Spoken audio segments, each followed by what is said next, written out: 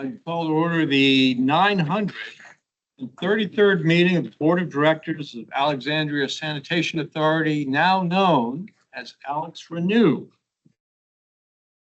Members of the board, if you take a look at the agenda, let's entertain a motion to approve the agenda as it appears.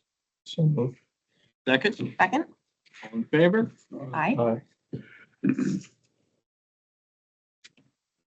Ms. Huff, are there any members of the public?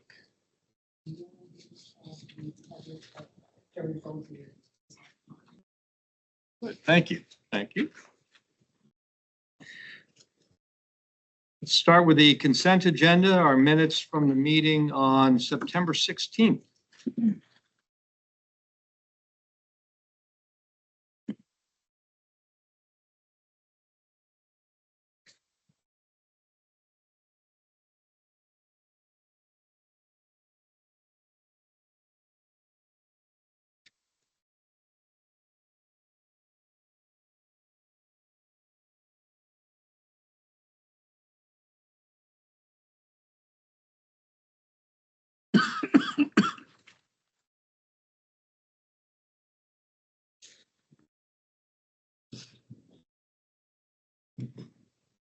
Is there a motion to approve the minutes?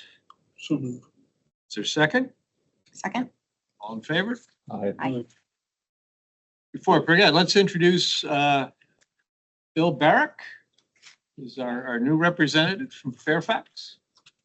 Welcome, Bill. We've seen you before, so you're familiar to all of us, and welcome. And you're in a very, very important spot, and we're glad you're here. Good to be here. Thanks for having me. Thanks. Let's jump right into a couple of administrative things. Board calendar.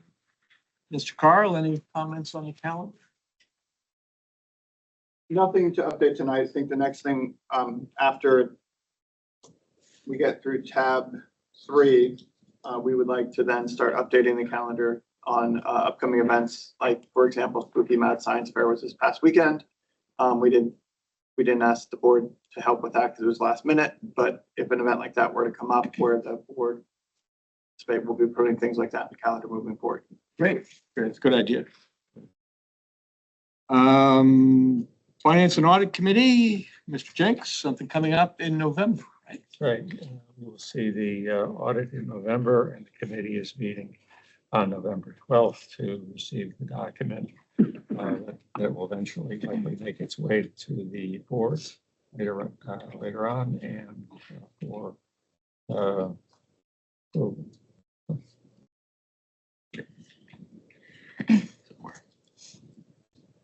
It's right around the corner. Board retreat coming up in February. Any updates on that? Okay, everybody ready for board retreat in February? Okay, let's hear from the governance committee. You all had a meeting just like a week ago. We met October 7th, and we discussed several revisions to the bylaws and other changes in policy. The first page behind tab 3 is the recommendation from that meeting that the board adopt the revised bylaws, adopt resolutions to designate the CEO as the official custodian of the authority's funds, adopt a resolution for the delegation of signatory authority to the CEO, subject to board approved limits and procurement law, and approve updated board policies on board roles and responsibilities, board committees, and board communications. Any discussion or any questions on the updated policies? Any discussion? I think every board member was at this subcommittee meeting. There's no discussion. I think we should make a motion. I move that the board adopt the changes in the bylaws and the resolutions and policies as noted in the memorandum. Is there a second? I'll second that. All in favor? Aye. And listen, thank you for all the hard work of your committee in putting this together. I think it clarifies a lot of things. The communications policy is great, and the role of clarifying the role of the CEO and his their authorities is very good and very well done. Thank you. Compliments to the staff. Yeah, Ms. Waters especially. The policies are much clearer and easier to understand than they were before. Good work all around. Thank you. Thank you. Now, moving on to a very important discussion on rate structure. Mr. Carl.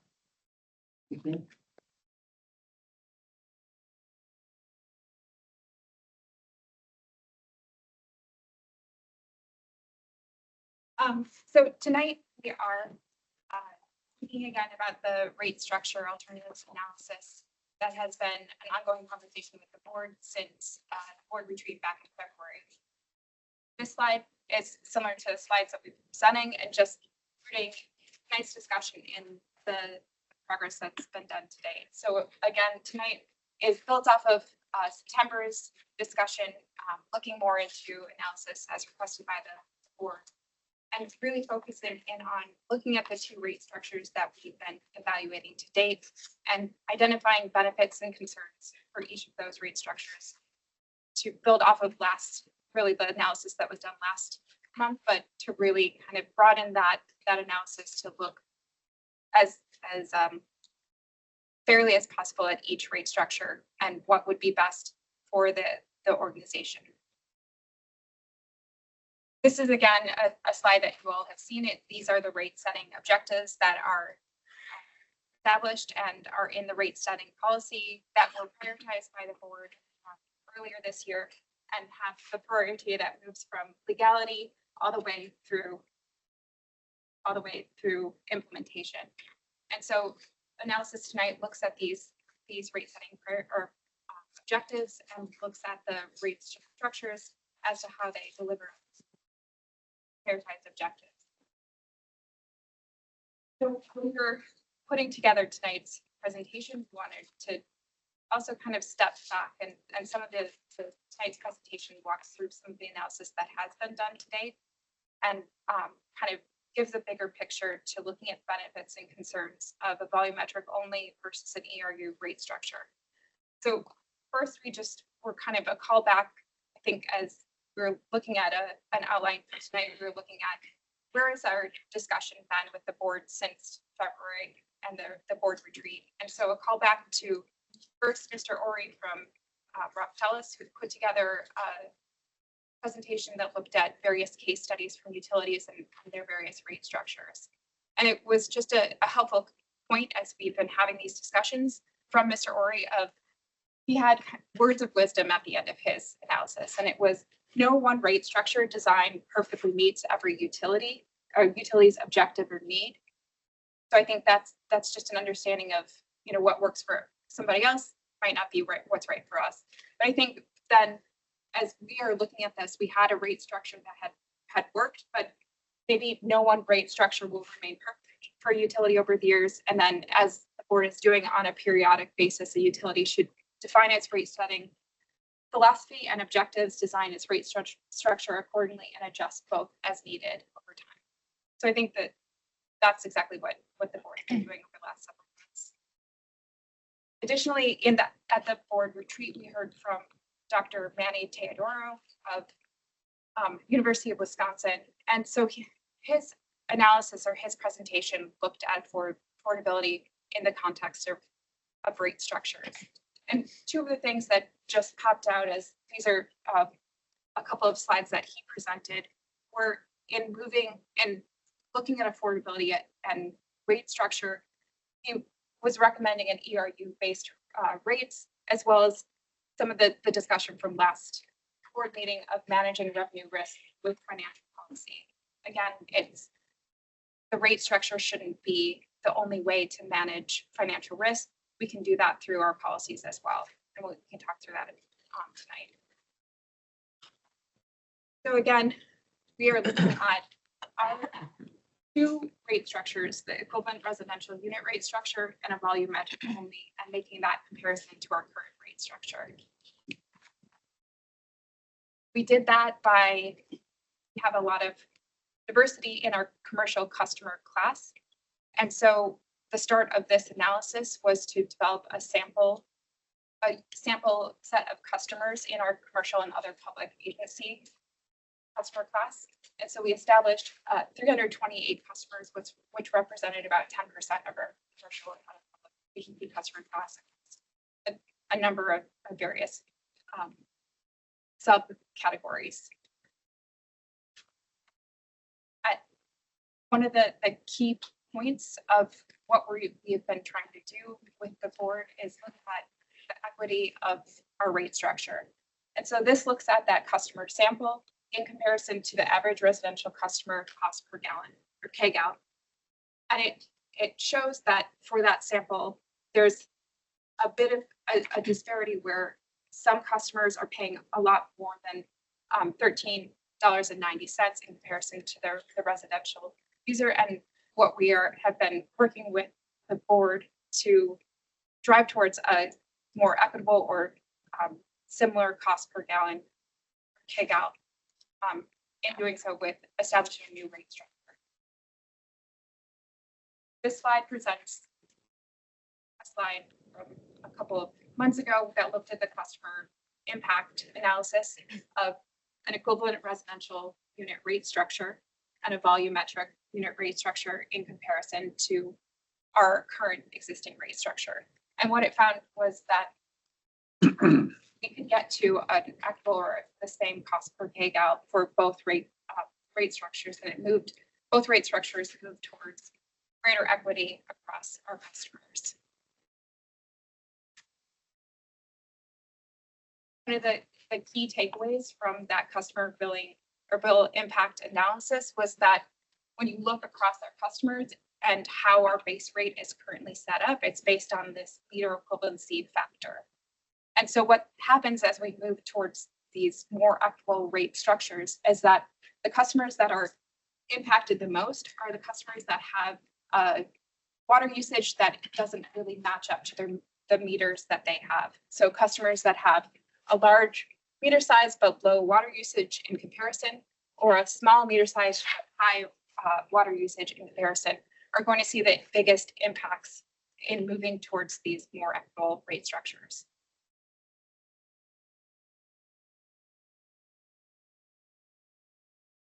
This slide presents how this would look from a standpoint of what we would convey on our potential bill for both an equivalent rate, a residential unit rate structure, and a volumetric only.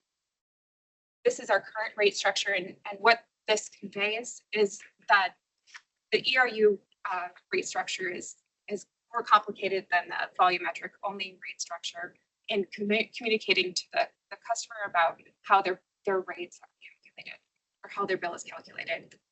I think there is a lot more here than what we currently show for our current bill, but I think in just going through this exercise, I think it is easier to explain an ERU to a customer than the meter equivalency factor that is used for our current base charge. That was my reaction when I looked at this. Like the meter equivalency factors aren't explained on the current. So I don't think, maybe we don't necessarily need to go into so much detail on what an ERU is. There is maybe a happy medium showing here. Yeah. Than is as needed because we are not explaining the meter equivalency. But I think it was just important to start to look at how do we explain an ERU for a customer. And that's what's shown here. But as to whether or not this is the ultimate bill, if we went in this direction, I think that's part of what Along those lines, I would urge caution too, because, the stormwater fee uses the term ERU based on square footage of permeable space or so forth. That could cause some confusion, but again, I don't think we need to go into the detail of that now. But as you begin to work on a strategy, if this is the way we go. We could throw ERC in there to make it different, if that's what we go with. I guess sorry, Ms. Van, but the board said that we beat up on volumetric only last meeting because we went through a risk assessment. Risk assessments are inherently negative because you try and write the worst headline for each of the risks. I think part of what we're going through with this section of the presentation is to show the benefits of volumetric only. And, somebody said it a few meetings ago, by and large, the simplicity of the bill it's one of its big selling points. And that's shown here. We're trying to show that. So the next couple slides are really meant to show some, Ms. Hammer, I think you said it, show some benefits to what are the benefits of a volumetric only rate structure. And that's kind of why we put some of these slides together. I'm sorry, Mr. Booker. No, it's fine. It's fine. It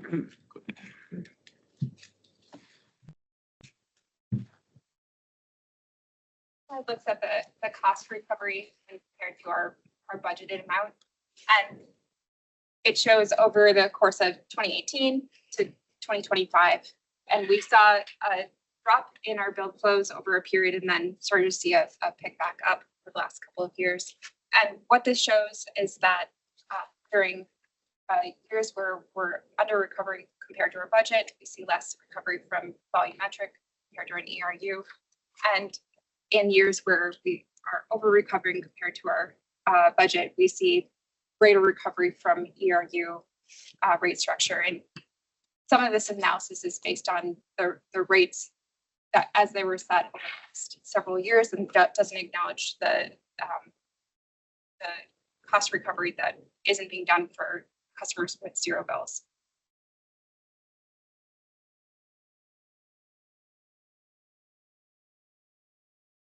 This analysis is came directly from Dr. Teodoro. It is what is called a first gallon analysis or price analysis, and it looks at how is the rate structure in terms of progressivity or regressivity, and it's really in comparison to our current rate structure. Are we moving in a direction of putting the impact of or the cost burden on our lower volume users or higher volume users? And what this does is looks at both residential and commercial, a sample residential and a sample commercial customer.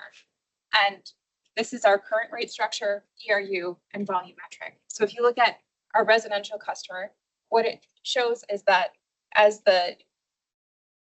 in comparison to current, both ERU and volumetric have their first gallon price decrease for both residential and commercial customers.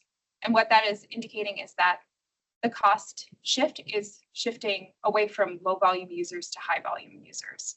It is not necessarily a direct indicator of moving in a better direction for affordability, but I think what is important is if you, and Mr. Teodoro says this, that he thinks that there is a connection between low volume and also individuals that have affordability challenges, that if you put those two people in the same category, that this moving in this direction helps with affordability. It was a little bit of a leap, but I think this is what Dr. Teodoro is getting to, is that this is an indicator of potentially moving in a better direction for affordability. It's not, I think there's some leaps there that. In a water sense, if you're thinking we're wastewater only and we have a cap at 1.25 average, right? So we've got a cap of, whatever your 1.25 average is, 3,500, gallons, 10,000, whatever it ends up being. So from a wastewater sense, we struggle to see the connection. If you sign on to a call today, national call, you'll hear about first gallon use, especially if it's coming, somebody like Mr. Teodoro. You'll hear Mr. Bovary talk about it from time to time. It might make more sense under a water only system, especially if you have inclining blocks, things like that. But when we talk about wastewater, especially with wastewater with a 1.25 average cap, we struggle to find the connection of first gallon analysis and affordability. We added this in here because it's something that Manny presented in his paper. We weren't crazy about where it landed, but it does show that it makes sense for one single family residential home.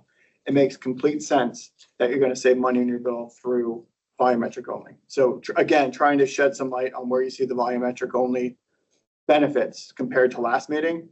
When you start looking at a commercial building, we're not seeing that past that same trend, because how many commercial buildings, are using less than 1,500 gallons as the first gallon use.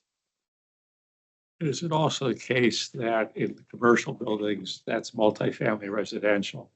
So we talk about Correct. who could afford I think that the analysis for single family detached is right. But probably we have far more low income folks living in multifamily. And so in effect, yes, it's more affordable for one customer class, but for another set of tenants of another customer class, it's the opposite. Both are more progressive than the current rate structure. Whether we make that leap to affordability or not, I still think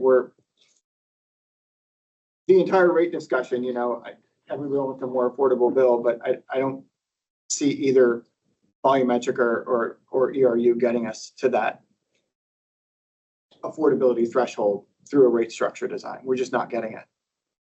And this was telling for us. Did you not pull one of Manny's papers and follow his logic for calculating this? Isn't that right? For how much use? We use, trying to come up with what is the minimum amount of water used by an individual, and so used 50 gallons per day in order to get to 1.5 gallons as being the kind of first gallon, as it were.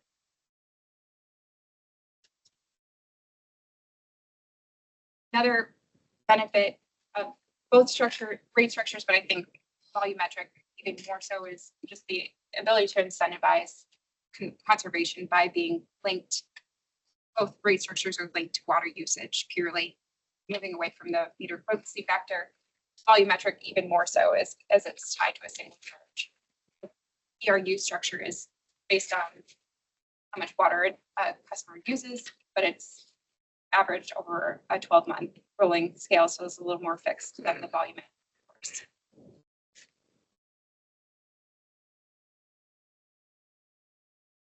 This is the volumetric only risk register taken from last month's presentation.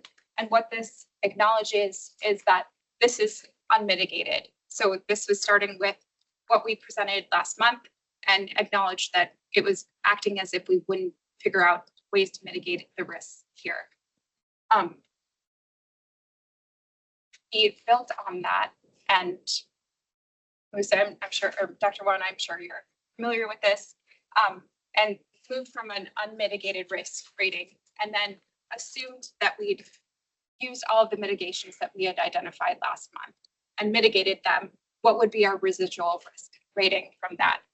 So assuming we went through and adjusted our financial policies, established a rate stabilization fund, that we would move in a direction of really bringing those risks down into a place that green indicating they're no longer a major issue. And so I think what's important here to understand is that with mitigations, you can move the risk out of any sort of concern in the long term. The only thing that we acknowledged and was a change from last month is that for risk 104, a volumetric only rate structure, customers with zero flow do not contribute to AlexRenew's fixed cost recovery, resulting in a rate increase. We had a mitigation last month that was to implement a fixed charge, and we acknowledged that really you can't mitigate this without implementing some sort of fixed charge. And so we didn't, in this analysis, we didn't show that risk itself had been mitigated with volumetric. There's your residual risk.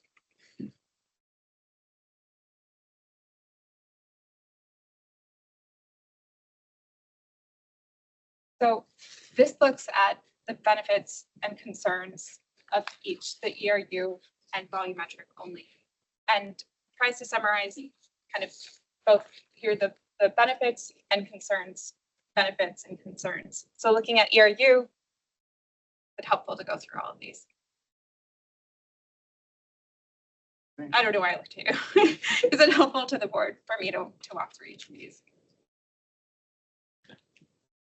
I read it, I had an answer. Yeah, no, but I if think, you want her to go through it, that's fine. no, I think we've all studied this very carefully, and it's the second time as well. This you- is great. This is great. This is exactly what I Yeah. had asked for last time. It's very, very helpful. Were there any, maybe a better question is, were there any that wasn't clear in the analysis that we've walked through today? Any of these benefits or concerns that brought questions and you did? I had one question that we say for equivalent for ERUs, they significantly improve equity. And for volumetric, it improves equity. It's the difference of the fact that the customers with zero use, Yeah. Yeah. 90%. Yes. Could be, okay. So they both get to a similar cost per kcal compared to a residential customer. On the volumetric side, also on the pros, I will add true value of water, because people really see the true value of water if you just go for it. That's a positive thing there. On the negative side is the volatility. But I think the list is comprehensive.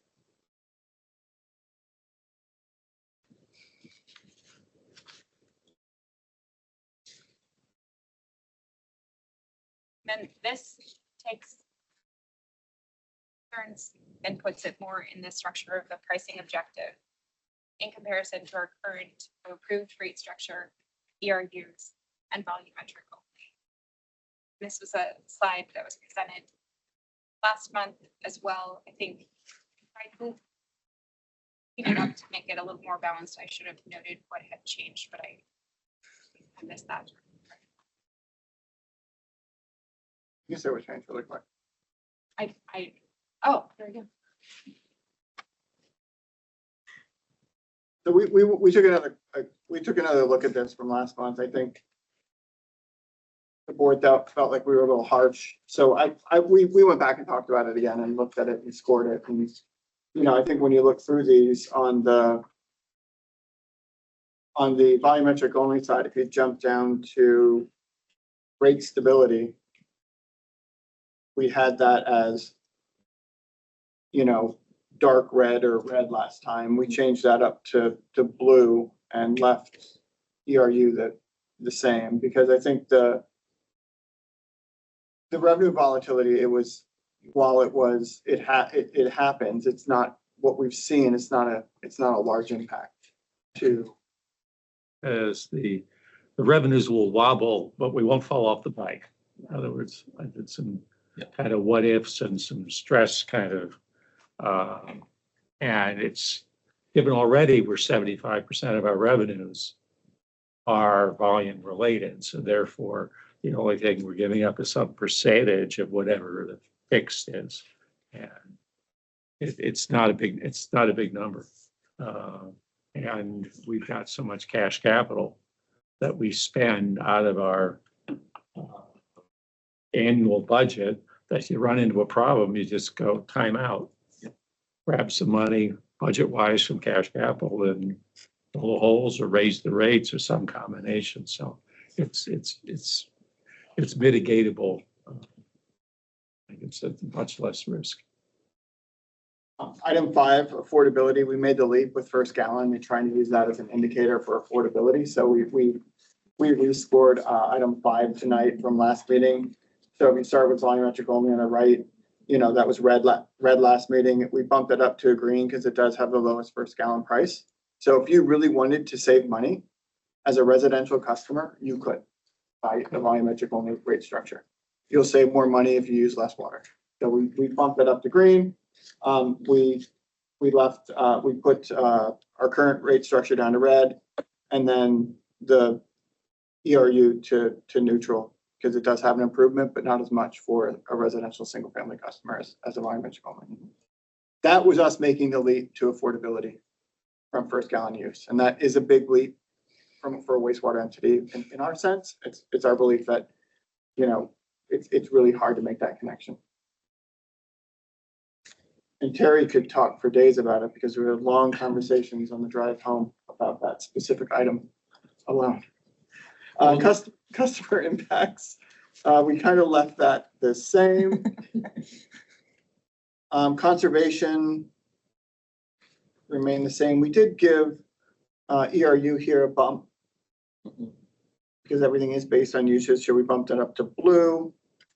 And then the last two are the same. We did derate ERU from blue to red on the simplicity piece because it's not as easy to explain. Meter equivalency factors, forget it. Your eyes will glaze over before you get through the first sentence.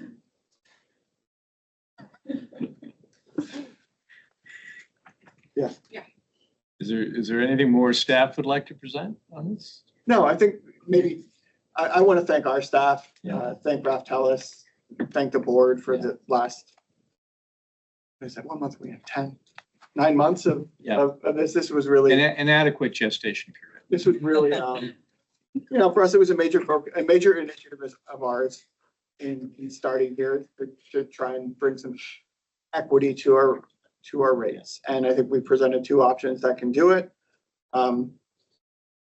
Both carry, benefits and concerns. And, we're glad we had the opportunity and intention of the board to walk through this analysis. Can I ask, oh, sorry, go ahead. I just have one question. Go ahead. If you think of if at a kind of an abstract level, like the volumetric only approach is not like a whole different thing from ERU. It's just that you've slid the sliding scale of how much revenue comes from the base charge all the way down to 0, right? But there are, it could be somewhere else in between. In terms of ratio of how much of the bill is base charge versus volumetric. So my question is, does it change anything in the analysis in terms of concerns or benefits if that ratio is set? If you have the ERU or the whatever base charge, but the percentage of the revenue that comes from that versus the volumetric charge is different? Or does it kind of not matter? I mean, we looked at what, 0, 10, 20, we look at 0 and 10% in the last meeting, 2 meetings ago, we looked at 0 and 10%. I think, you just start pushing the rate structure. We're already primarily a volumetric only recovery. You just start pushing some of those risks over towards where you see volumetric as is now. There's really, So you don't see any benefit to tinkering with that component we of could the look rate at structure? but I don't think so. Okay. Personally, I don't know, Terry or Christine or Mr. Akankube, if you have thoughts on that. Terry, did you hear that question? Yeah, could you repeat it one more time? Tinkering with cost recovery through the base charge, changing it from 25% down to say 15. Is there a Yeah, I mean, I benefit or- think, what's the question about lowering the fixed cost recovery? Do we see any, benefits or change in our analysis by sliding it down from 25 to 15? And my short answer was no, but you're much more academic and articulate about this than I am. I mean, there's, the more you slide it down, the closer you're going to get to pure volumetric. Okay.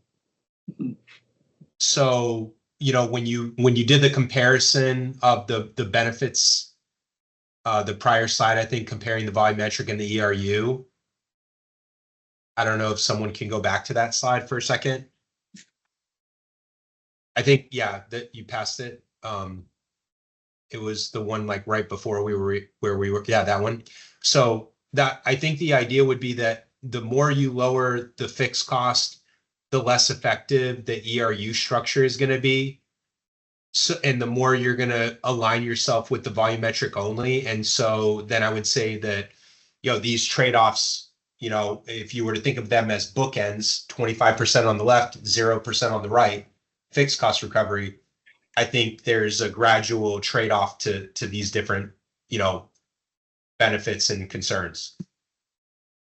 Isn't that, dictated by the cost, what you need for your infrastructure upgrade? And We're way out of whack with what we have for variable versus fixed costs on the spending side. but what I'm saying, your baseline for that percentage, you should base it on what you need for your infrastructure cost and maintenance.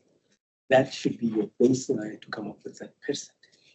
If you want to go a different rate structure than volumetric. So that's why now we are at 25. If your asset management shows you that they are really out of whack, probably gonna move to 30 or 35%. So that's what dictates these things. We had some other clients that were asking us about rate structures because they're currently at, I think, 35%, but they're a water and a wastewater combined utility on their fixed costs. And when we looked at national averages, I think it's ranged between 35 and 50%.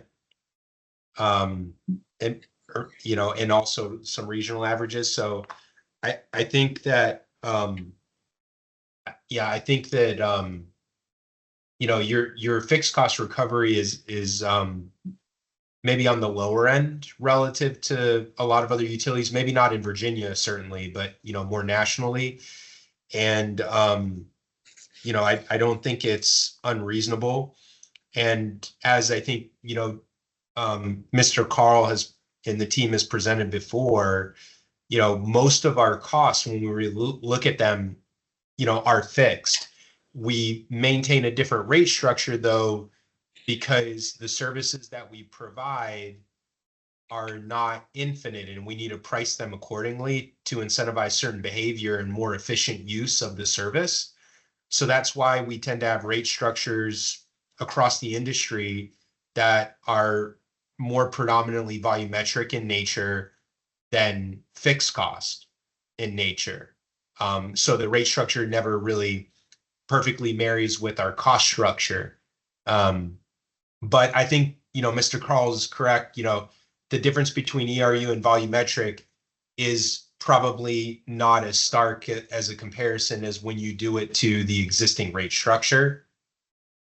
And there are a lot of equity improvements. And Mr. Carl also knows that my preference is for the ERU rate structure because, you have a good number of customers in your system that receive zero bills because they're not in town and not generating a bill. And those customers represent a fairly sizable percent of the total bills that are rendered. I think on average around 10% of the system has zero bills. And so, by having an ERU-based structure, those customers will pay more of their proportionate share for the reservation of that infrastructure, that capital costs that's being assigned to them for when they do need it when they come back in use of their property. Couldn't that be solved by some kind of minimum charge? Yeah, we were talking about that, and it ends up becoming like a base charge, and it's an account fee or a base charge anyway. So we thought that was cheating when we tried to mitigate the risk by saying, yeah, there could be a minimum charge. We had the idea of, we'll just take their average year's use and they just pay that in the month they're not there. And then we kind of got into is that really fair to the customer? If they actually weren't home for a month, that we still bill them for the water. I think for us, I don't know. We were struggling with that, how to mitigate the risk and recover a base charge, recover a zero user without some sort of minimum fee or use them. Yeah, we set it at 1,000 gallons, but we didn't feel it was right we didn't want to propose that as an option because we thought that it wouldn't pass the sniff test, and we did pass our sniff test. We're like, Let me, like that. if we could, to get a sense of the board, are we ready to vote on this? But before we do, I would like to hear from each board member in any order that you would like to go forward, as long as I'm last. Wow. Wow.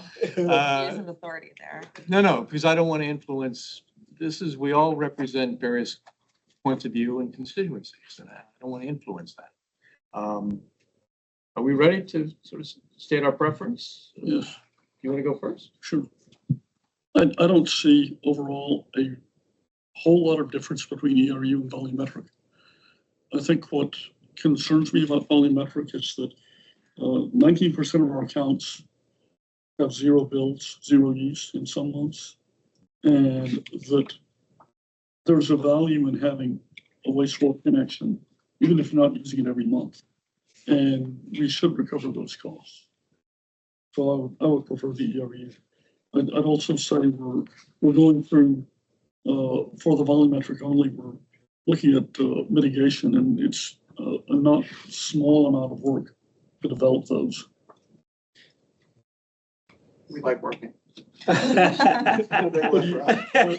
You probably got other things you could be doing too, although it's, I don't feel that as complicated, but it's nice traffic. So ERU? Yes. Yeah, I'm going with ARU too. The reason why, basically, I think the first, the fixed portion, provides some financial stability. We really need that. And the other thing, I think, 19% of our customers,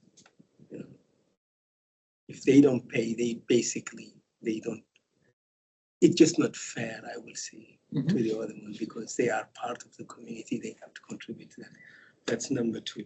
Number three, if you go only volumetric, I agree, volumetric, we're gonna say it's fair, but if you have a large family, for example, with low income,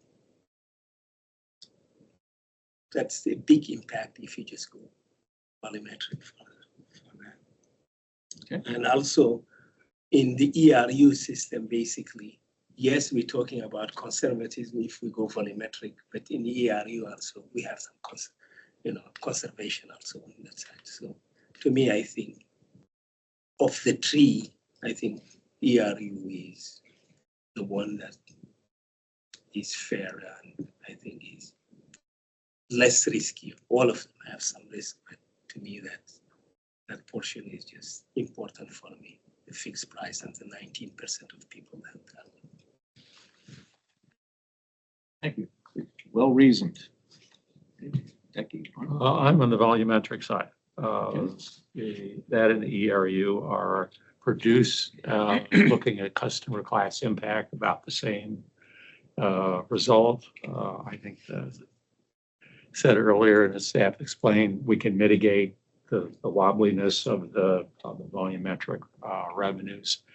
And I think one of the reasons it pushes me over to the volumetric side versus ERU, given the outcome is about the same, is easier to explain it and sell it. And we've got on top of our regular rate increase the next couple of years, we're going to have, for the folks who are on the commercial side, the multifamily side, they're going to hotels and multifamily and some others, they're going to see increases. I think 9% was the number for hotels and multifamily, and then a rate increase on top of that. It's easier to explain the fairness issue of volumetric. Yeah. To say that's what we're doing, as opposed to we have a proxy charge, in a sense, that has rationale behind it, that would be under the volume, would be under the ERU. And that's when I think people begin scratching their heads going, I don't understand that. And I'm a little different than that. But if you say it's volume, that it's clear, and I think it would be easier for us to sell and implement. Also well reasoned. Ms. Hammer? I am on Team ERU. I think when I look at, the list of our objectives, and I think about the ones that are most important to me, the ERU structure performs at least as well as or better than volumetric, while, of course, the impact to the different customer classes, that chart it's almost identical. So we're talking about, things like, how easy is it to implement? Are we going to have stability? I think there's a reason why the ERU approach seems to be the industry best practice and volumetric is very uncommonly adopted. It is just a small c conservative industry, so I can understand, why that there's that desire to not take on more risk than is needed. But I think that there actually are just more benefits to the ERU approach. In terms of explaining it, I definitely hear that. But I don't think it's as complicated as that sample bill makes it out to be. I think there are simpler ways to explain the ERU, that it's a standardized unit that approximates, average usage. And allows the ability to recover fixed costs. There's that, since this is a structure that a lot of different utilities adopt, I think there's a lot of models out there for communications. And I think that isn't a reason to not choose it. Thank you. Very well That's reasoned. everything I wanted to say. My preference would be ERU, and I use both sides of my brain to come up with that solution. Technically, we went into this analysis with many objectives, but the objectives that were most important, to me anyway, were revenue stability and equitability. And I think the ERU approach does both of those very well. Revenue stability, of course, very important, and equitability, I think it does that very well too. But the other side of the brain is the more emotional side. And I can't help think about that wonderful event on Saturday morning where members of the neighborhoods could see what AlexRenew does. And the benefits of what AlexRenew does is bigger than just processing waste. We all benefit from the existence of this utility. And I think the essence of any kind of fixed fee is it shares the burden across the broadest possible set of users. And that's the argument for this sort of shared burden. And not in a huge way, it's only 20-25% of the total revenue, but it's the shared burden for a common good. And that's an argument that's, again, not a technical argument, but I think a powerful argument for ERU-based approach with a modest base fee, which I think you're proposing. So, members of the board, are we ready to vote? I guess the motion, and I'll make a motion. Go ahead. Motion to recommend that staff pursue the ERU approach in developing our future rate structure. That sound fair? Is that clear, Mr. CEO? That we pursue the ERU-based rate structure, and I'll let you decide how to implement. Is there a second? Second. All in favor? Aye. Opposed? I voted aye. You voted aye. It used to be unanimous. It doesn't have to be. I know it doesn't have to be, but I think it's Thank you. You're a good man. easier implementation if it's unanimous. You're a good man. I do think it would be great either way. I think either one would Would work. Yes. well and be an improvement over the current structure. So I didn't lose a lot of sleep over this vote because I think either way it's going to be great. And thank you for all of your work on this. This is an outstanding presentation. Yeah. This was kudos to all the staff. This was exhaustive. Very But good. we were very, informed and empowered to make a Yep. decision. And yeah, and I think it's going to be a big, big improvement for our ratepayers too. Okay, next item on the agenda is an important update on biosolids. Mr. Carl. Yeah, just a preamble for Ms. Dinas before she walks through the presentation. If you remember, we came to the board several months ago to talk about the regional biosolids study update. We did that because AlexRenew holds the contract with the consulting firm to perform services, and you ultimately had to approve that contract to be able to move forward. So we're 6 months into the study, and we thought today would be a good time to give the board an update where we're at for two reasons. One, we met as a group yesterday with other leadership in the region, and two, we are getting ready to go into the General Assembly session, so you will be hearing a little bit more around biosolids than you have in previous General Assembly sessions. So we just wanted to get, and this will be a discussed as a model for the Commonwealth moving forward, looking at these types of regional facilities. I'll turn it over to Ms. Dinas. Mr. Carl. Good evening, everybody. As Mr. Carl said, we came and spoke to you in March about what I consider very exciting and innovative regional biosolids study. And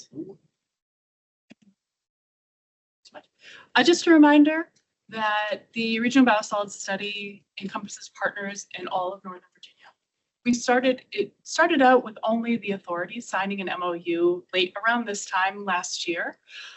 And as part of the progress of the project, it started to involve also the 2 municipalities in Northern Virginia to really encompass the entire biosolids market here in Northern Virginia. The goal of the study is to explore together viable alternatives to the land application of biosolids.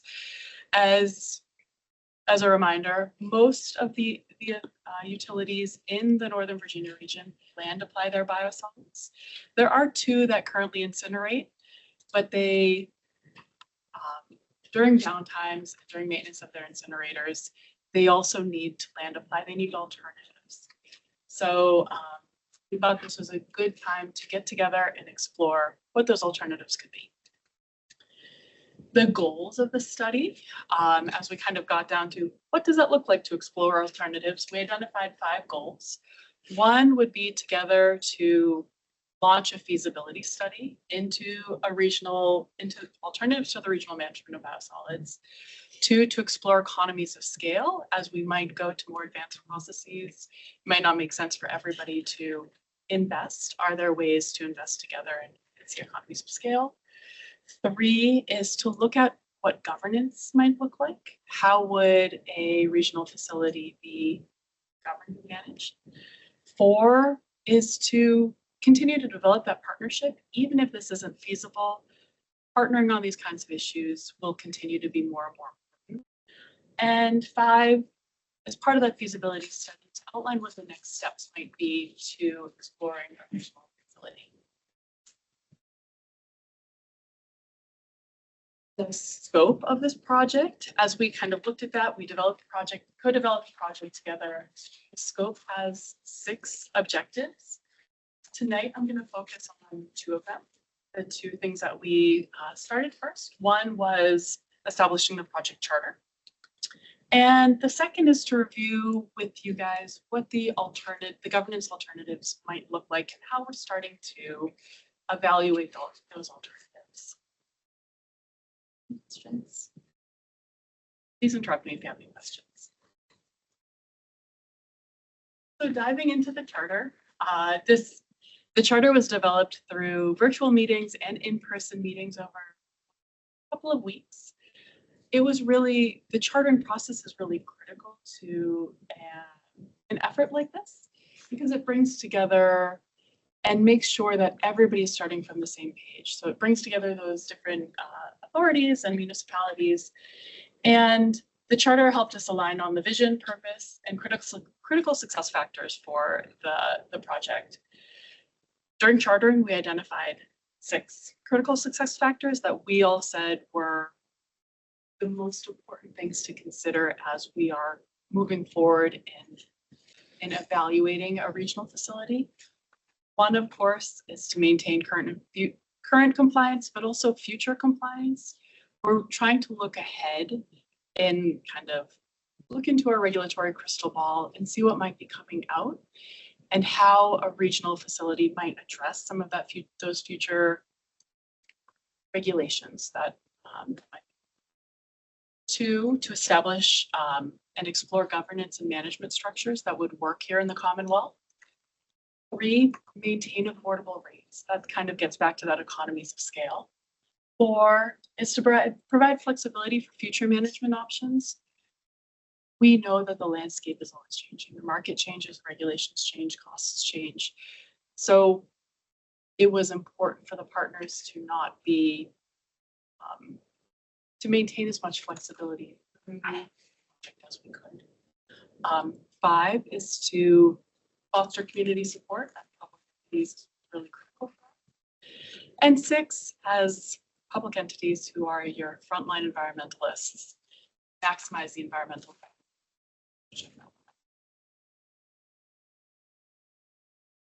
So once the charter was done, we could start getting into looking at the different alternatives. The first analysis that we did is we started in on governance early. Governance structures can really make or break this kind of initiative. So we wanted to really understand what are the governance alternatives available to us in Commonwealth and how we might start to talk about the benefits and concerns of those. The governance analysis has basically two phases. The first phase was to look at the legality and what authority we have as organizations. What are the governance alternatives that might be available to us? Look at the critical success factors and start to evaluate those governance alternatives based on the critical success factors, and see if we could get see if any of them rose to the top, were measurably better than the others. And that will lead to step 2. As part of the study, we will then do further analysis into any of the alternatives that are showing benefit, or if they all do, we might do further analysis on a poll of them, and then develop an implementation. Weave those into the implementation schedule and the next steps. So that implementation schedule will weave together governance alternatives, technology alternatives, and the siting alternatives analysis to come up with a number of different permutations that might be more or less beneficial.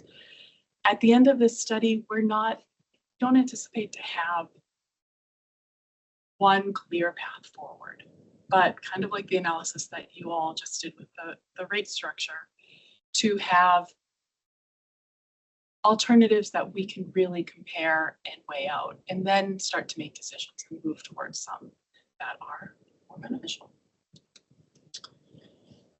So as I mentioned, the first step of that governance alternatives analysis was a legal analysis. So we did an initial legal review to assess whether the partners as authorities and municipalities had the legal authority to do 4 critical things that any regional entity might have to do. One is to build and operate a new facility. The second would be contract for services to support that facility. The third is to assess rates to recover costs to support the facility.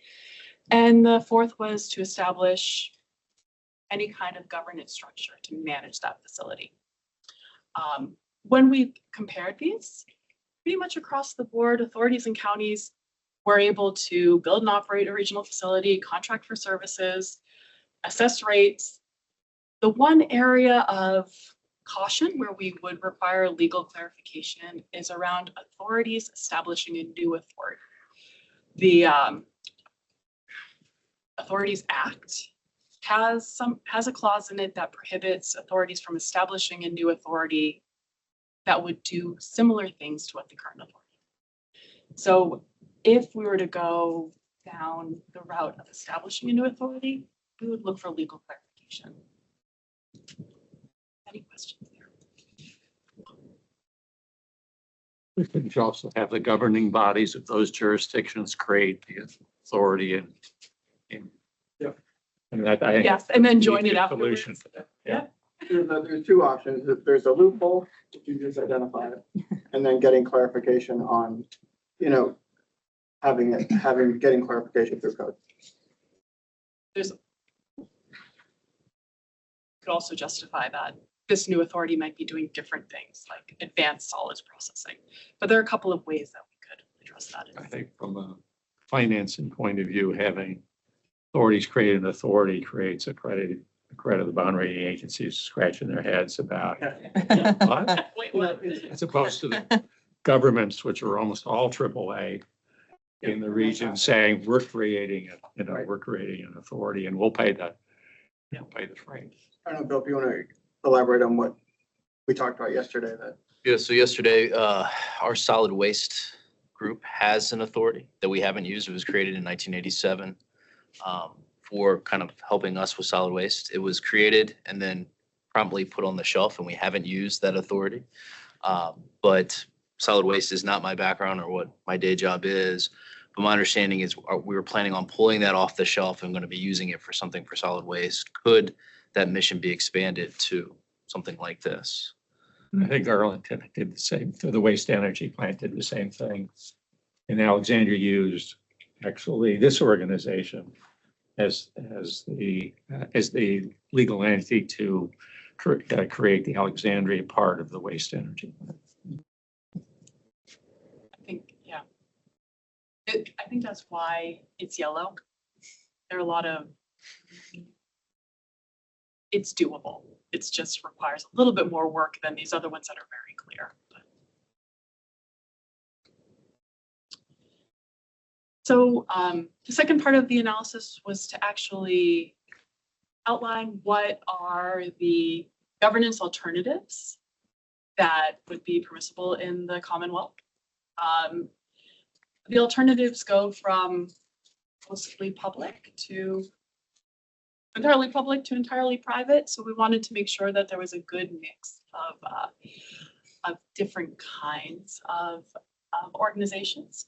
So the 5 are one utility, one of us could own and operate that facility and then contract with the other partners to provide those services. The second option is that 2 or more through a joint venture would then own and operate the new facility and then again contract with the other partners for capacity. The third is, like we were discussing, would be the creation of an entirely new regional authority that would do this work. And then again, the utilities would contract with that authority to provide those services. The fourth is a public-private partnership. That public-private partnership could be either a single utility and a private partner, a joint venture and a private partner, a new authority and a private partner. There are different flavors of that P3, but always with a private partner. And then the fifth is a fully private entity. So would come here, construct and own and operate a regional facility. Questions about that?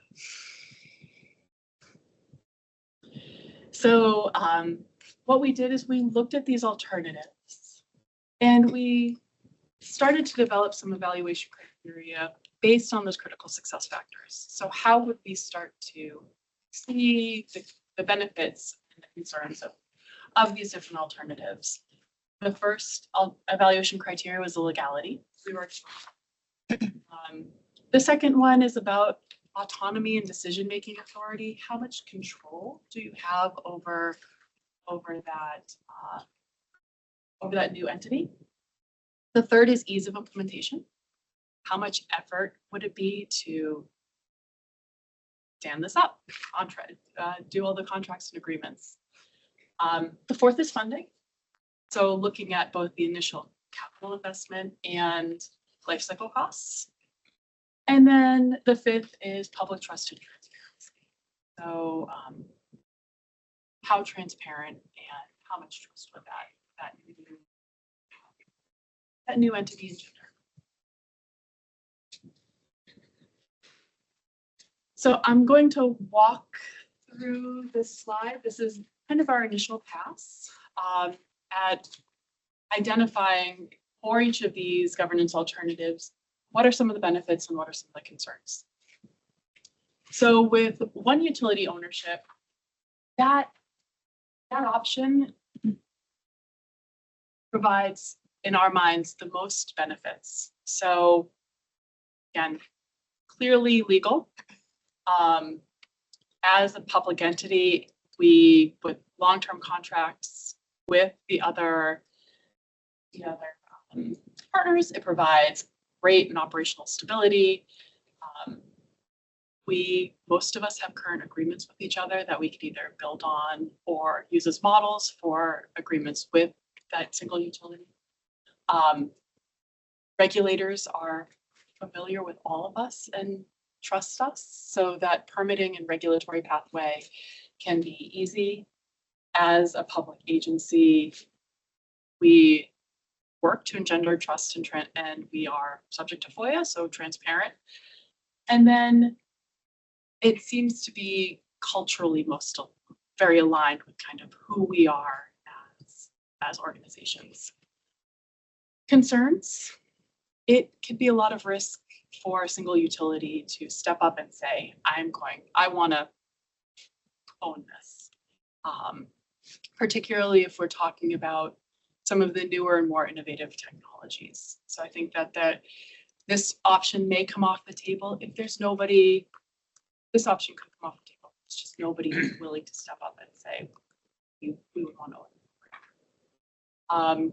You do lose some of the benefits that a new authority would have with decision-making, right? At the end of the day, it's one utility that's going to make the decisions. You have some influence over that through your agreements, but if a single utility owns and operates, they're going to want to own and operate that facility.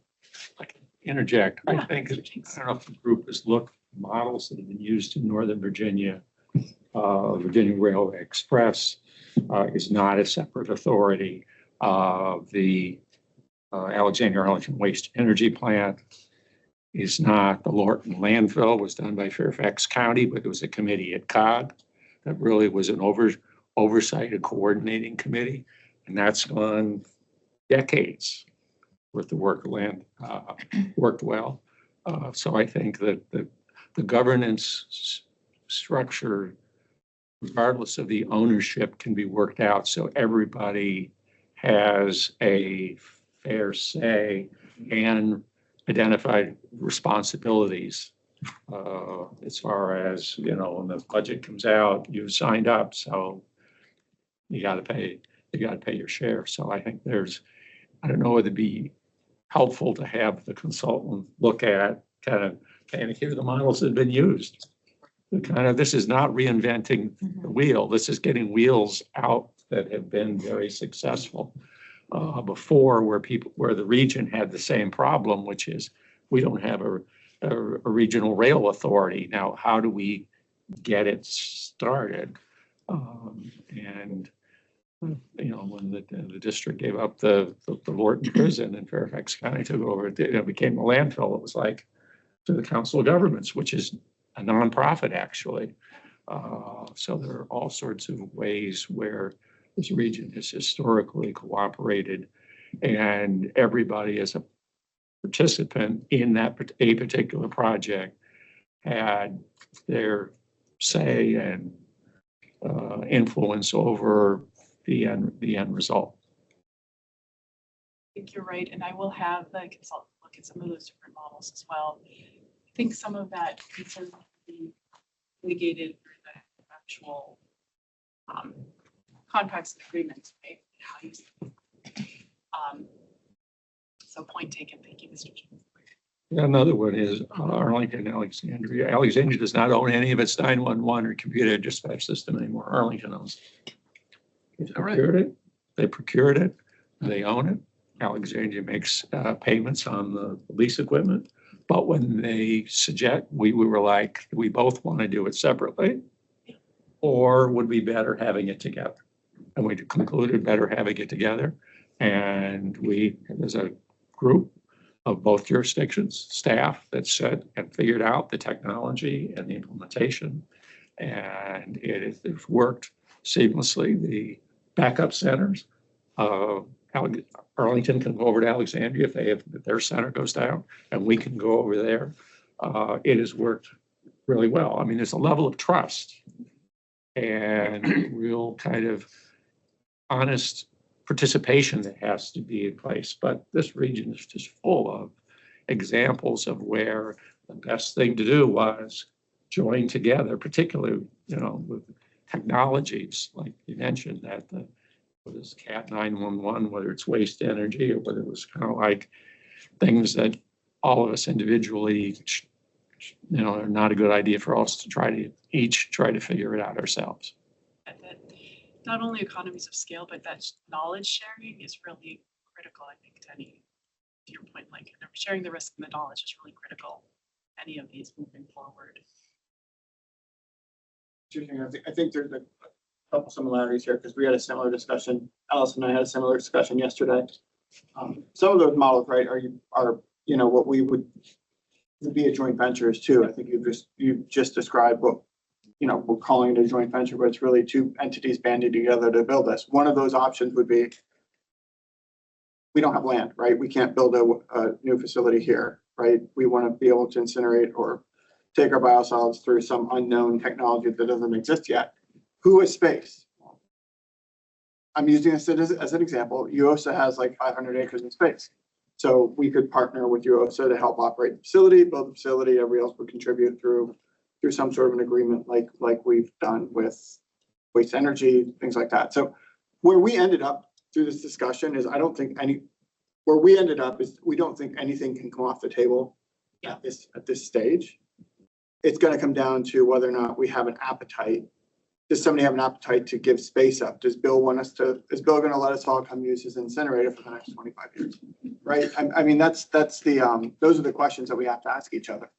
And none of that has anything to do with really these governance structures or the criteria that, the group came up with to analyze them. That's kind of where we got as a, you beat us to the punch, but that's where we got as a group too. We're like, shoot. They're all workable. They're all workable. good models. It really comes down to who has space, who has an incinerator, who has, Almost- who has an almost air work- permit. Work it backwards, Yeah. Yep. Yep. figure out what and possibly That's what we where, got. and then kind of like, okay, what, then piece together the ownership and governance out of that. We just have to go get everybody else and now bring them along to get to the same point you just got to and that we kind of got to yesterday. Because I didn't see, first time I saw the presentation was yesterday and I was like, I don't think we can really knock any of these off the list.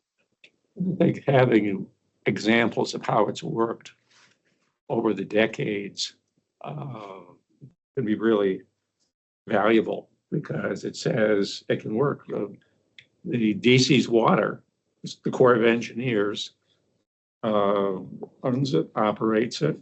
Arlington County, DC, and I think the Fairfax County Water Authority, now it used to be Falls Church's water system, are all, there's a governance structure. They have no legal authority, but they're kind of work together with the Corps on what's the capital investment should be over the long term, what's the CIP, and everybody knows what check they have to write to the Corps for capital investments each year as things progress. So I think having that may help some of the other jurisdictions staff kind of see that there are questions, issues, and complications with all of these, but there's just living proof all around us. It's not very visible because you know why? They worked. And we just know that, somehow our ash goes to, into the landfill Fairfax County and nobody really, knows what the structure has been that got us there. Part of this is also kind of that iterative process where you're like, okay, here are the goal. Getting everybody comfortable with any of these too is kind of part of the process. So to have iterative conversations around, okay, here are all the alternatives. I think the next step is what has worked. So I can go through these other ones pretty quickly. So a joint venture. Again, we have great examples here in the Northern Virginia region. This would be two or more entities who would form a contractual relationship. It helps share the risk of a single utility owning and operating that facility. The renegotiation of those joint venture contracts can be complex, and that's a little bit of a risk for that model. A new regional biosolids authority, we've spoken about it, there needs some, not insurmountable, but some legal clarity around it and kind of a workaround, not a workaround, but a path forward so it doesn't look like we're duplicating efforts. And then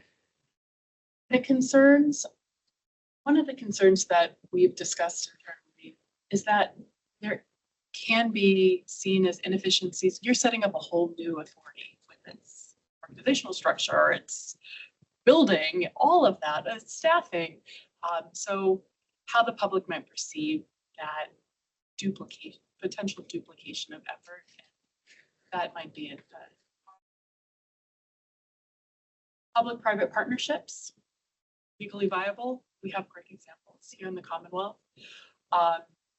It does provide an opportunity for sharing the upfront capital costs. It could be low or on the agreement with the private partner. It is a little bit more complex in procurement.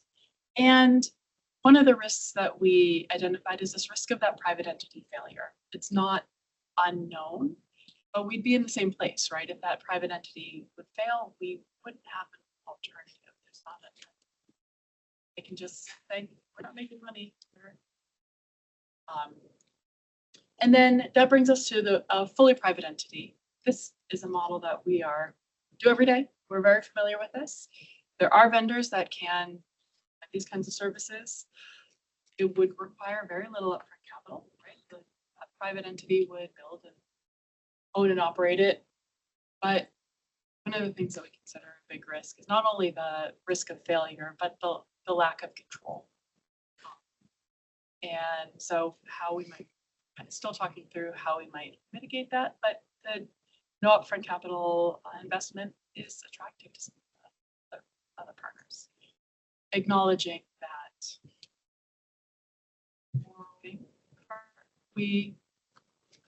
there are benefits being a public agency in the cost of our capital, as well as you end up paying for those capital costs through your service fees with that private entity. They're not doing this out of the goodness of their own.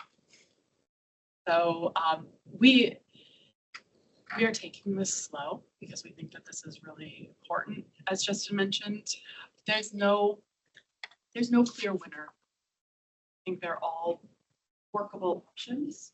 And as we go through and look at technologies exciting, we're looking to kind of marry some of these up, kind of that blue card of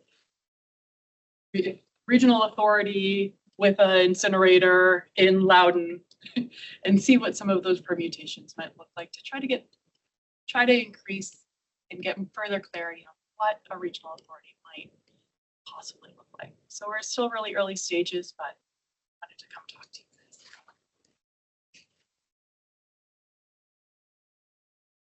Question, what's the range of the capital cost of building a facility? How big is the breadbox kind of? Yeah, that's a really great question. We're starting on the technology alternatives analysis right now. Compared to our solids programs, 400 million, 300 to 400 million, right? That's where we're at. This is billion. Potentially billions. Yeah, particularly if we're looking at some of the more advanced thermal processing technologies that are newer to the market. Very expensive. Bill, how much is your incinerator upgrade? I think 50 to 60 million, and that's just a small upgrade. Just a small upgrade. Yeah. So we're going to build a drying facility and, bridge technology, but for the next 10, 20 years is incineration. You're looking like $1 billion. At least. We wouldn't need to contribute to the drying facility, but we would need to contribute to potential incinerator or down the road the technology that does not yet exist at a full scale, but big price tag. The idea, so I think when we talked, again, this is as recent as yesterday, there's got to be some, push with the state to help fund something like this, especially when the state's going to be imposing restrictions on, the current avenue of, land application. So the idea of having the state fund it, some of the General Assembly members have already made the leap to statewide biosolids authority, not necessarily our regional authority, but they're thinking bigger and then have these satellite offices throughout the state. Right? You might need 3 locations, right? And it's a statewide authority, but we're ahead of the curve here a little bit. And I think people will end up looking back to us as a model. And we realized that yesterday after the meeting that, this is a model for somebody to take and kind of move forward. And we didn't want to axe any of these options off from being carried forward to the siting technology. Who wants to do what? We don't know that answer yet. We know we'd help operate a facility. We know that you also would potentially site a facility, as long as they got approval through their board and governance. structure over at UOSA, but we didn't want to kind of short sell this because it's larger than people think this study is. We initially started out very much like it's us, It's just, and now it's starting to open up to like, hey, this could be just a statewide model that we implement at a state level, fund it, and move on from there. You know, hey, look at the NOVA study, and let's make that the model throughout the state. That'd be awesome.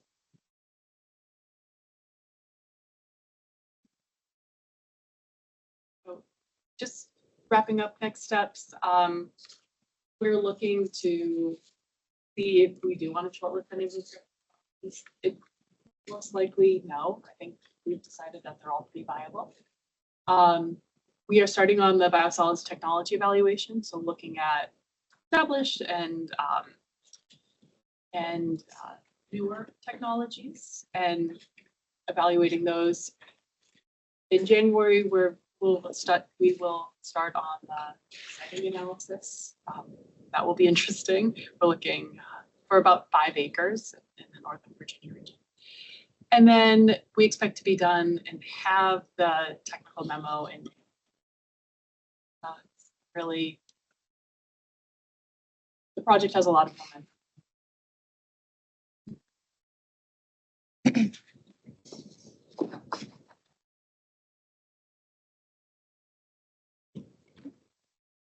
I think this is an excellent example.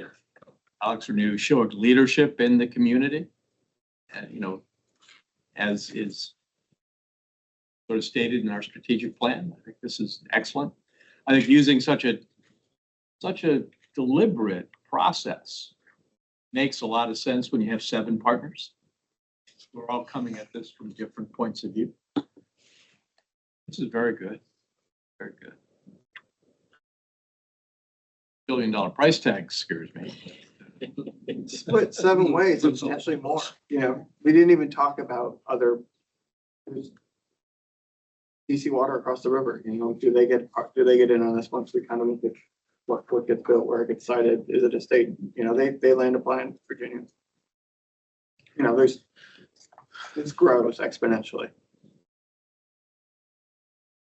Just to give a little clarity to what I said earlier, the incineration rehab is part of a larger project that we have of solids processing, storage, dewatering, incineration, and ash collection. That total price tag for all of that work, which the incineration is part of it, is $214 million. So the incineration is probably larger than what I quoted at 60, 70. It's probably, you know, it's big Large money. numbers, large numbers. Yes. I think if you reproduce the waste energy facility that's out in Eisenhower, that's $500 million now. I would suspect. Yeah.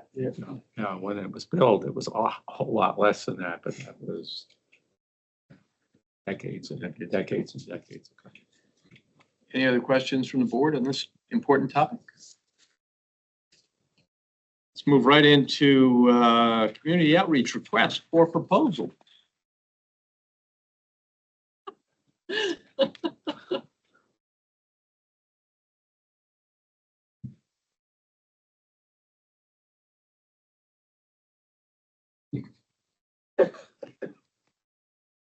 No. Go ahead. Queuing me up, okay. I'm All right, good evening, everyone. So the board plays an intricate role in our outreach and communications at AlexRenew. So we've talked a bit throughout the year about our strategies, our tactics, our key stakeholders. What we want to do today is show the fee that we've put out, which is basically for outreach and communication support for our tiny but mighty communications team.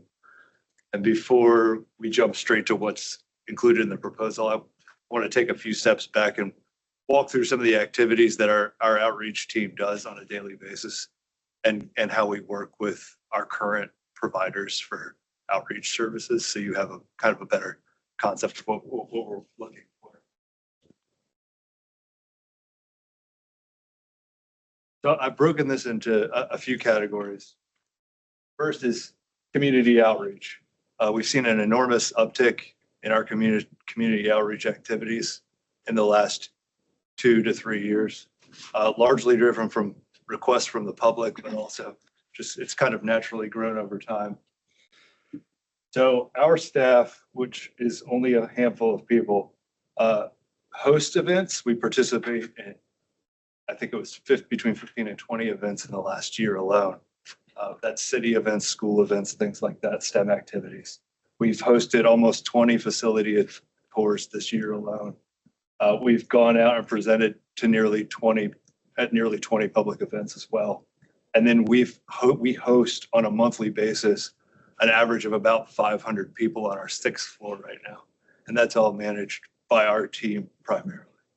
We also do a lot of the promotion of these events internally, but we do rely on our external services, which we're getting through the AlexRenew contract right now with West Cary Group.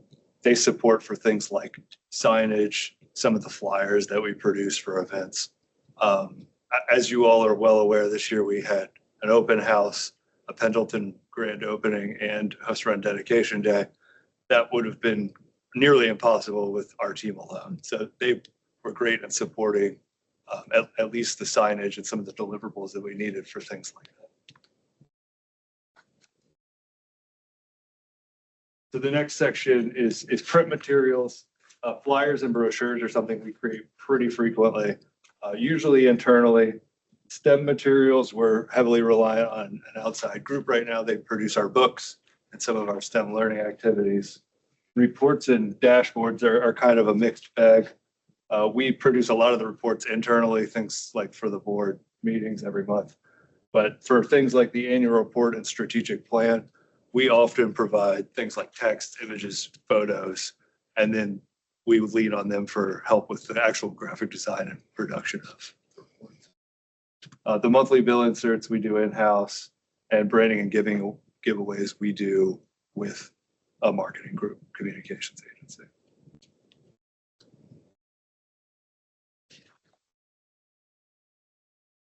Digital messaging, again, takes a lot of our time.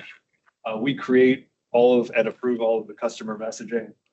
We manage 2 websites, so AlexRenew and AlexRenew. We do all of the content management for AlexRenew, and then we work with West Cary Group to manage AlexRenew currently. We also do all of the back-end tracking for Google Analytics, our email clicks, all of that in-house, and we manage all of the media in-house as well. On the social media management side, we're producing most of the content on the AlexRenew side, but we do lean on West Cary Group for animations and some of the more detailed, I'll say, graphics that we post on social media. But we manage all of the paid promotions, all of the content management itself.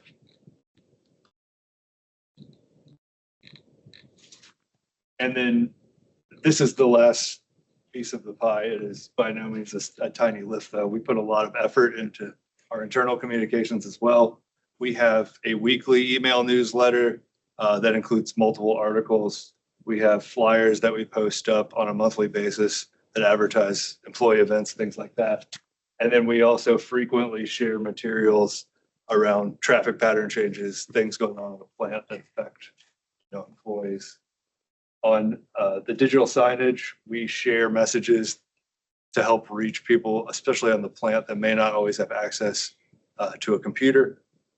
And we also manage all team meetings and materials and PowerPoints for our internal staff meetings. So I say all that because, not because I'm trying to brag, but I do like to give credit to our small team, and I do think they do a lot for how few people we have. We have a communications assistant and a communications specialist. Dot is our newest addition. She started about 2 months ago. Alex is great. You all have probably met Alex. And then Bethany came and presented a few months back. And then, I have 1 foot in and out of communications at any given time. Hans is primarily focused on customer service. And while Caitlin is always supportive, it's usually at a higher level. So a lot of the credit goes to these folks for managing all of those daily activities. The piece that we've put out the RFP for is essentially this Teode and West Cary Group piece. So right now, Teode Creative is our provider for our website. So they manage the back end of the website. While we can update content, we rely on them for key updates, for any major design overhauling. West Cary Group manages the riverrenew.com website and also provides the support that I mentioned around materials and events. So they're also a pretty critical partner of this piece.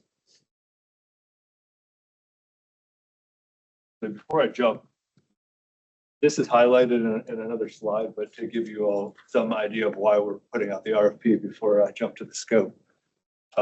Obviously, the River Renew project is coming to an end next year. That could mean an end to our services with West Cary Group. And then Teode, our contract expires next year as well. So you'll see that later in a timeline, just so you know before we jump to the scope. This is a very generalized scope. We are in the negotiation phase now, so we're working through some additional details to this. But when you look at it, the primary objectives, the primary thing we really need assistance with immediately is a website redesign, because that contract expires next year. The website itself is 6 years old, so it's due for an overhaul anyways. And while we're in that process, we want to be sure that we're complying with ADA rules. Again, the secondary requirements for this are really, we need assistance with material productions for some flyers, reports, signage, exhibits, infographics, any children's books that we produce after River Renew, or any kind of STEM materials to support our outreach. Content creation for social media, those animations and website graphics that we don't necessarily have the staff to produce in-house. Same with graphic design. We do have folks that are pretty handy on some of the Adobe suite, and they can do a lot of graphic design, but they're not necessarily experts in laying out things like an annual report.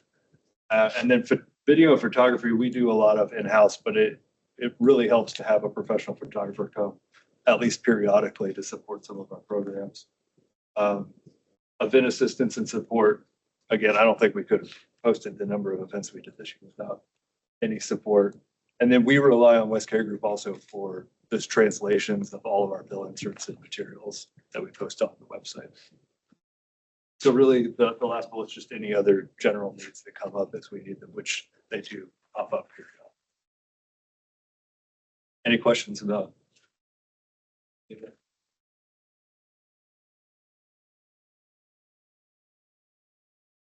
So I'll take a minute to talk through that critical piece, the website.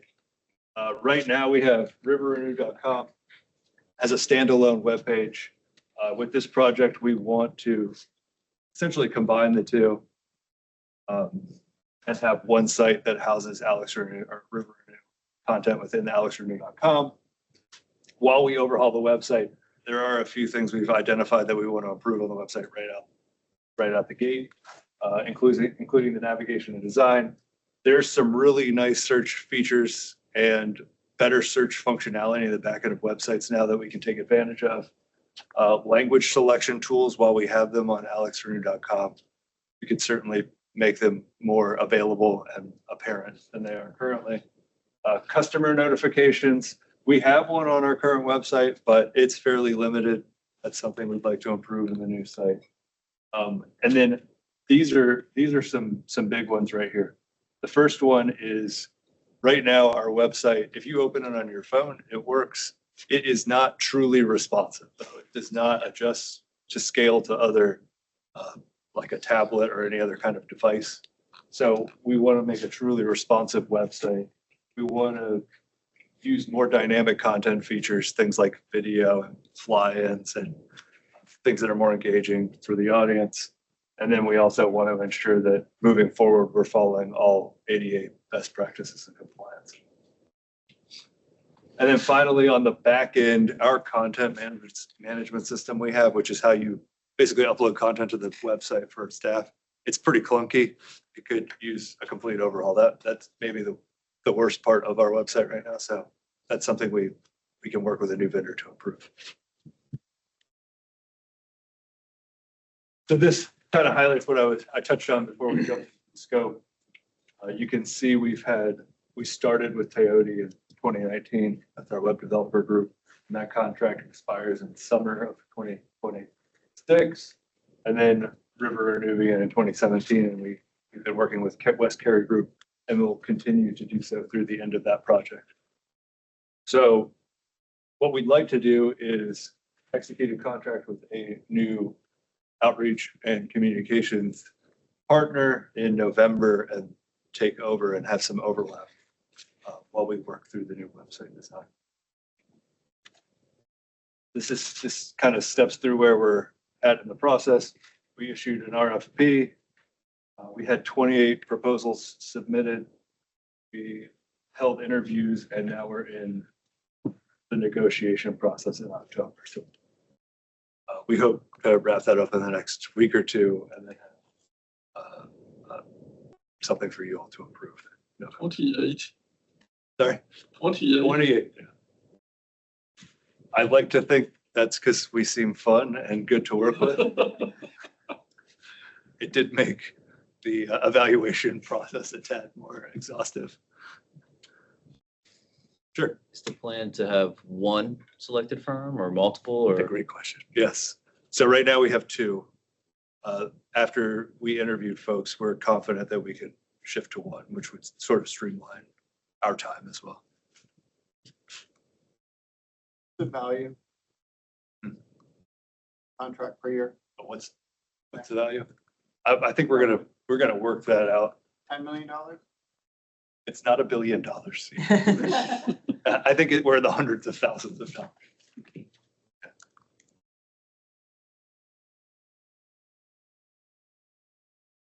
Any questions from the board? Just to, Mr. Robertson, thank you very much. This is incredibly important. I mean, I think the reason that AlexRenew is held in such high regard is because it communicates well. And I think continuing that tradition is vitally important when you look to the future of the different rate structure, perhaps. Very expensive solids process. Telling the community what we do is vitally important.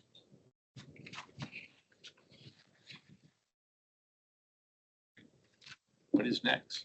There's not much in the monthly report. You can have Mr. Robertson walk through where we stand with fleet, delinquencies.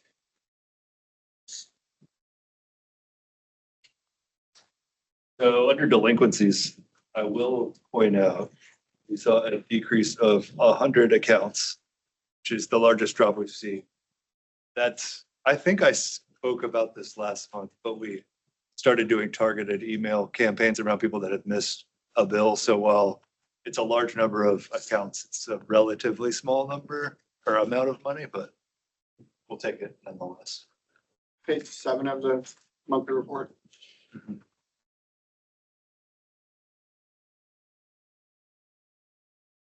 And then we thank you all for everyone who attended the open house. We had 140 residents come. They got to see STEM activities in front of the building. It's really nice. People got to see what our folks did on the plant every day. They got to speak with people. I think it was really well received. And then also everybody that attended the Pendleton from grand opening, also a great event. I think it went really well. I heard nothing but positive praise. Except for the green cabinet. Except for the green cabinet. That was just you though. The electrical cabinet? Correct. On the LEAP side, I will point out that we had 16 customers assisted this period. I'd like to attribute some of that to the paid targeted ads that we're putting out, but I won't say that's the only factor at play. I do think the longer that the program is in existence, I've seen this before with other programs, the more people hear about it, it kind of has a snowballing effect. So I think that's part of it as well. We're seeing the same trend so far this month. So so far it seems to be moving in the right direction.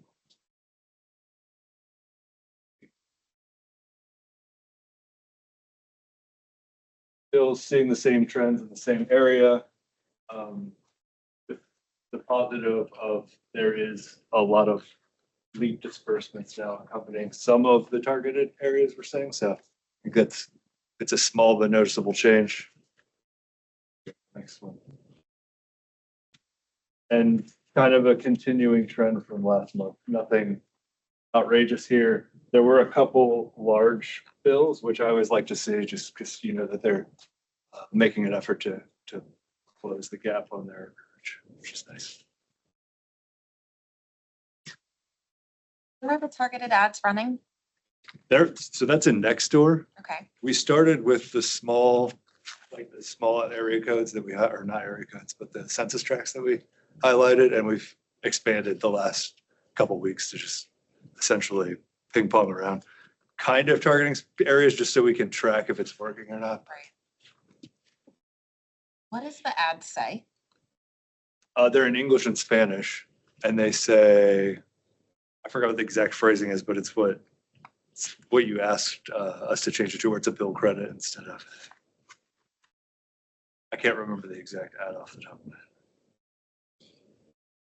Although I think there might be a screenshot of one of them in the first deck. Oh.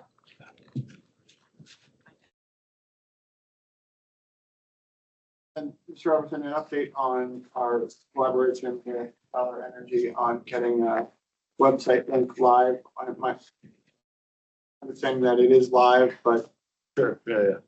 So Dollar Energy, we've been in contact with them trying to get our portal stood up, where customers could basically go online through dollarenergy.com, select AlexRenew, and apply. So there's good news and bad news. They got the portal up. I shouldn't say it's bad news, but the more complicated news is that until early next year, they can't really customize the form. They're going to roll out a new version of it early next year, where we can kind of narrow down the number of required fields that you have to fill out. But right now it's asking way more information than we wanted AlexRenew.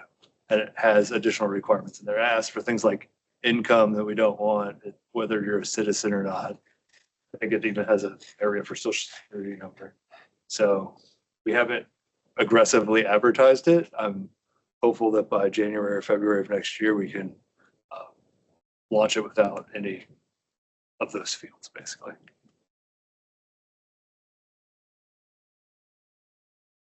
we'll send you an ad. Nathan. I found it. I mean, it's tiny. You want to Can you read it? Right here. I can send you a bigger one. We'll send you. Yeah, we'll send just you a- curious. We've I was run a wondering- couple different ones. so Yeah, are you it's- doing like A/B testing? Yeah. See like what people Oh, click on more? yeah. Okay, yeah, I'm curious because you And know, we've it's tried it in like different some people languages. might react negatively to like the word help, like, oh, I don't need help. Sure. Cause you know, you see that all the time with like people, even people who are disconnected don't want to take leave. Yeah. So it's just like wondering. If you have anything you want to throw in there, we can ABC test it. Okay. I just, you know, I was just pulling up, I've got a little Google spreadsheet that I keep I enter in the monthly data every month, keep track of trends and the numbers are really good this month, but you know, we're still taking in more money than we can give away on leave. Yeah. So, That is kind of a good problem. yeah, like there has not been a single month where I think in my spreadsheet where the amount remaining is lower than the Oh, month before. yeah. Yeah. I mean, I think what I've seen, and I think one of the presentations I gave up lately, I kind of cut my presentation a little short because we were really late. But one of the things that we can track on the back end is how we compare against some of the other utilities. So like Columbia Gas is much larger than us, and they give away about the same amount of money to the same number of folks. There's a few others that, like Virginia American Water, isn't even close to, I mean, they're a fraction of what we've given away at this point. So I think when you compare us to other utilities, it is pretty favorable. And I think it'll, like I said, I think it'll snowball over time. Like we're Yeah. 1 year into the program, I think It's we hard to can- see a trend in like the number of disbursements each month. It's Yeah. like it's really Yeah. down. Have you plotted? Oh, I've got, we can nerd I out. got a spreadsheet. Yeah, we can connect on this. I love to look at numbers. Anyway. Yeah.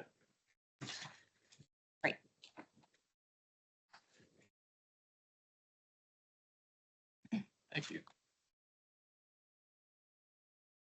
Any updates on the River Renew dashboard? Back of the page forward dashboard. I know that thing doesn't look like a lot, but I think for staff to see that heat exchanger arrive, that's what we're going to use in the near future to heat our digester to be able to meet Class B solid requirements and allow us to pivot away from pasteurization, which has been, you've all seen, a real thorn in our sides to operate over the last several years. These are Walker heaters. As I mentioned, heat exchangers. They heat the sludge for the digesters. So staff, again, excited to see these installed. Hopefully by, I'm hoping late winter or early spring that will be operational and off of pre-pass and be able to start demolishing that system. So, Walker Texas Rangers to the rescue. That's what we call these. Right? Yeah. It is true. So our entire team, they call walkers. So they got the nickname Walker Texas Rangers. So they're in the basement of the digester building, and all four are, getting ready to be plumbed up. And we have a plan in place to pivot away from pre-pass while we install these, so we're not having any solids outage, which is a really nice feature for us. So doesn't look like a lot, but our team, it's a big deal. Yeah.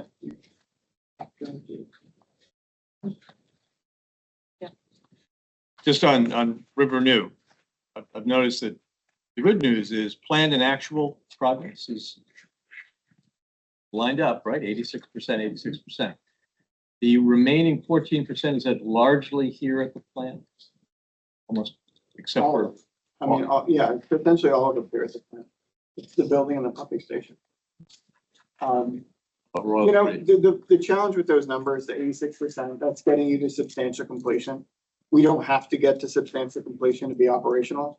Right. Dr. Juan knows this, he's done it. We just have to get the system functional, and then we put the solar panels and stuff on the building, while the system's operating. So for us, it's really, real operational demonstration and completion is somewhere shy of 100%. So you'll see our systems ready before we hit 100%. okay, good to know. Good to know. Thank you. That answers the question. Great. You answered all the questions. Sorry? I say you answered them all. Summarize it.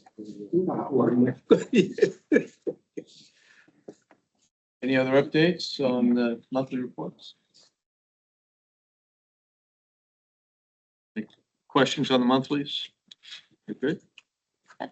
At this point, I'd like to make a motion to go into closed session for consultation with counsel regarding a specific issue requiring the provision of legal advice.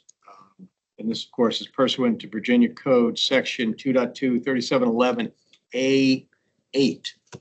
Do I have a second? Second. All in favor? Thank you, everybody. Very good meeting. Very productive.